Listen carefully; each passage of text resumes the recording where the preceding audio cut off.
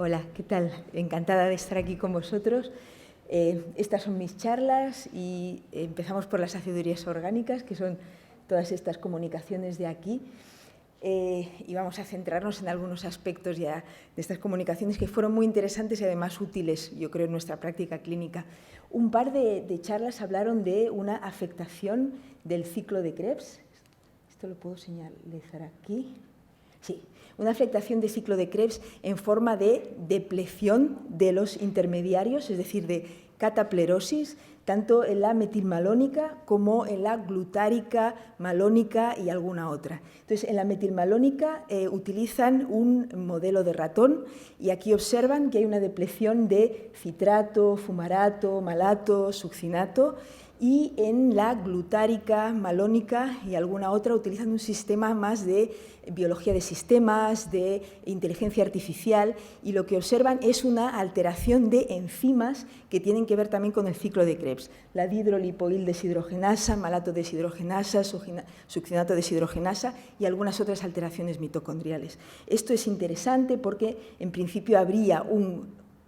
mecanismo común en diversas acidurías orgánicas, que sería la disfunción del ciclo de Krebs a esta tendencia a la cataplerosis, por tanto a una disminución en la producción energética, que nos daría tal vez la posibilidad de añadir tratamientos diferentes a lo que hacemos en las acidurías orgánicas. Por ejemplo, succinato, citrato. Esto creo que tenemos que pensar y mejorar en nuestra práctica clínica y que se tiene que investigar qué sería lo más apropiado para suplementar esta cataplerosis en general en las acidurías orgánicas.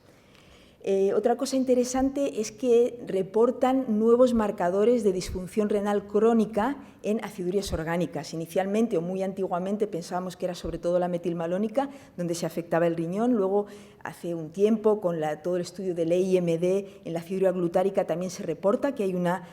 tendencia a una disfunción renal, y parece que esto pues, es algo que va a aparecer en algunas otras acidurías orgánicas. Aquí estudian metilmalónica, propiónica, CBLA, CBLC, y observan cómo marcadores nuevos, y lo pongo los que están abajo en el círculo, y de los que están abajo en el círculo sobre todo es tal vez la calprotectina, la que igual podemos utilizar en nuestra práctica clínica, y esto lo encuentran en todas menos en la CBLA, donde no encuentran ningún marcador de disfunción renal. Esto bueno, pues tal vez es interesante y podemos ir utilizándolo como marcador cuando hacemos nuestros análisis de seguimiento en los pacientes. Y luego una cosa que también me pareció que está muy bien, es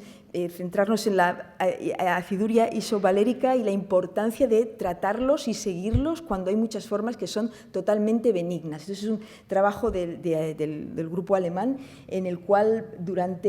estudian una serie grande de pacientes a los cuales le hacen el screening neonatal, encuentran la forma clásica 24 pacientes pues, que tienen las presentaciones habituales de las aciduras orgánicas con su descompensación, un porcentaje importante neonatal, etcétera, pero luego hay muchos, 67, que es la forma leve, que no tienen nada, nunca se descompensan, los siguen durante 4 o 5 años, al menos es esta la información que dan, es a los 4 o 5 años de seguimiento, y el 97% están asintomáticos, están súper bien. Entonces, esto relacionan estas formas leves con una mutación en particular, que la veis aquí, 945CT, es en un 85% de los casos, y un poco lo que concluyen es, realmente hemos de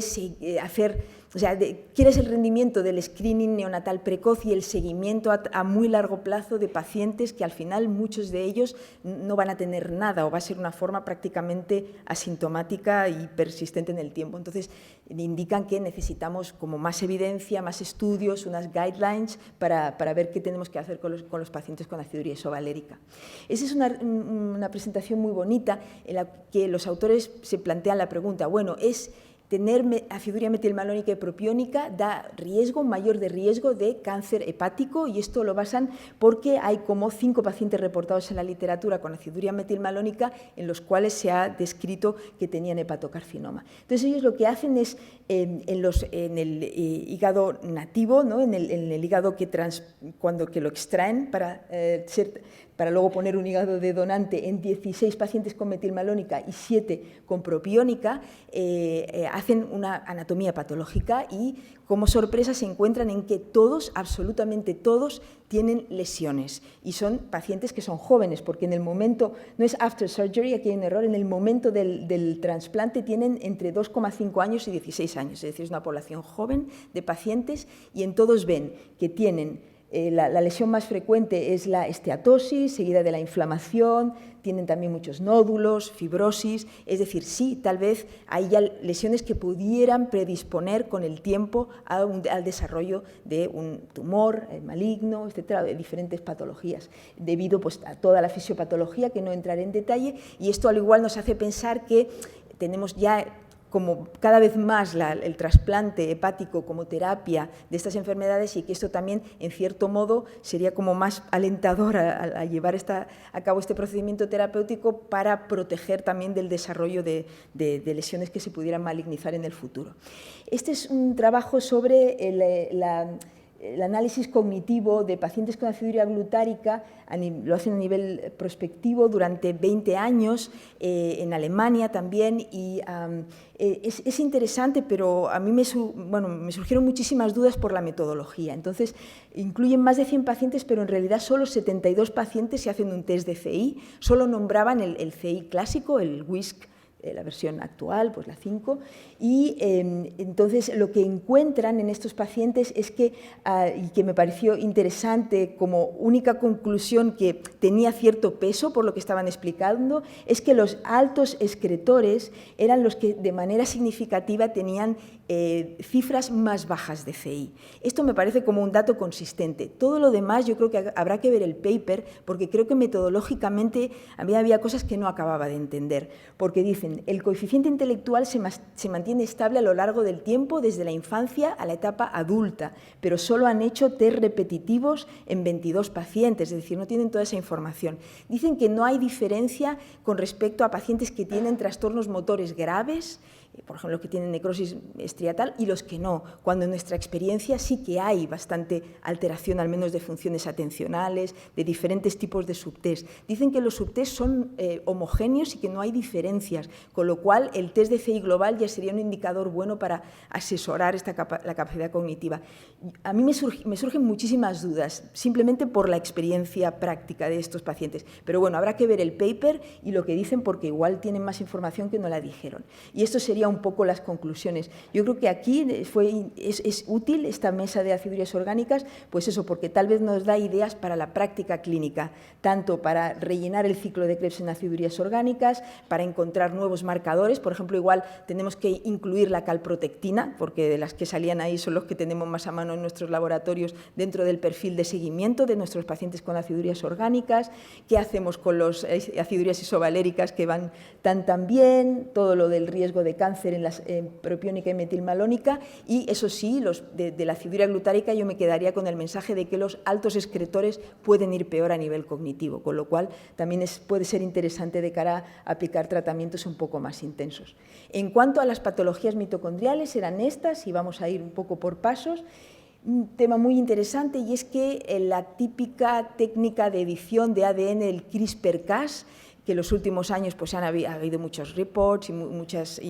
digamos, comunicaciones de la utilidad no actual, pero potencial que puede tener para los pacientes, no sirve en el ADN mitocondrial, que es especial, que es pues, este ADN circular, etc. Entonces se encuentran una nueva técnica que en realidad es a través de la toxina de una bacteria que tiene una actividad de deaminación de las citidinas, y entonces tendría ese papel de corta y pega, ¿no?, para luego poder editar el ADN mitocondrial. Entonces esto efectivamente lo hacen esta edición en los fibroblastos de un paciente con una mutación puntual en ADN mitocondrial, dando lugar a un síndrome de Gitelman-like, y además pueden crear un organoide de hígado humano a partir de IPS humanas y tal, haciendo esta modificación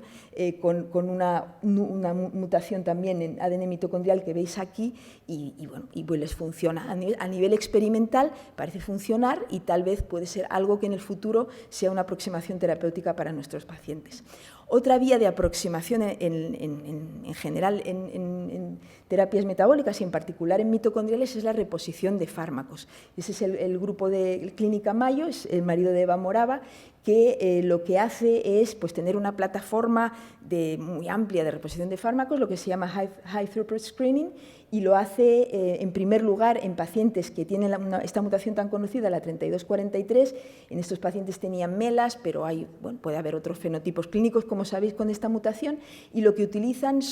hacen cardiomiocitos a partir de IPS, ¿no?, derivadas de los pacientes. Entonces, con diferentes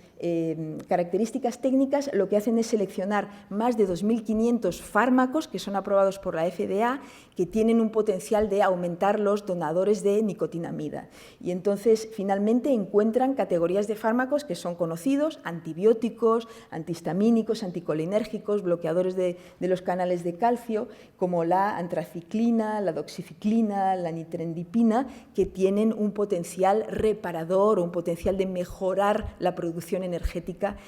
al menos in vitro. Y hay algún paper sobre la doxiciclina y bueno, el uso de antibióticos es interesante ahora en mitocondriales, igual que otras aproximaciones. Luego hablaron también de las enfermedades del shuttle, del transportador de malato-aspartato, que como sabéis es un conjunto de reacciones de enzimas que lo que hacen es transportar equivalentes NDH desde el citosol a la mitocondria. Y hay diferentes errores innatos del metabolismo de este ciclo malato-aspartato: el GOT2, la malato deshidrogenasa, el aralar, la citrina, y todos ellos van a dar encefalopatías del desarrollo tipo developmental encephalopathies, que ahora se utiliza mucho este término, developmental epileptic encephalopathies, con epilepsia, y la citrina también va a dar, ya lo sabéis, una patología hepática, hiperamoniemia, etcétera, etcétera. Entonces, ellos lo que se plantean es, en el GOT2, que se ha descrito hace como 3 añitos, una cosa así, hay un defecto de serina, y este defecto de serina es potencialmente tratable. ¿Por qué hay un defecto de serina? Porque la serina, sabéis que se sintetiza a partir de la glicolisis, de la glucosa, y necesita equivalentes, necesita el grupo NAD y NDH para poder llevar a cabo esta síntesis. Si hay una depleción de estos grupos, habrá una depleción de serina. Y entonces lo que hacen es estudiar in vitro todas estas enfermedades del ciclo de malato-aspartato y encuentran que efectivamente hay una depleción de serina en todas ellas, con lo cual pudiera ser una fuente alternativa de tratamiento. Esto nos gusta en particular porque en nuestro grupo de metabolismo San Joan de Déu tenemos mucha afición por la serina en diferentes tipos de patologías, incluso no metabólicas, y creemos que es una alternativa terapéutica muy interesante. Y aquí simplemente lo diré muy rápido: en el síndrome de Barth, lo que sabéis que es una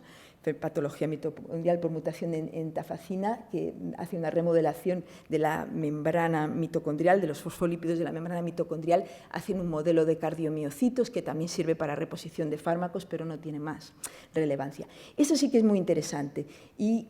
que son las mutaciones en los receptores de rianodina. Sabéis que estos receptores de rianodina están en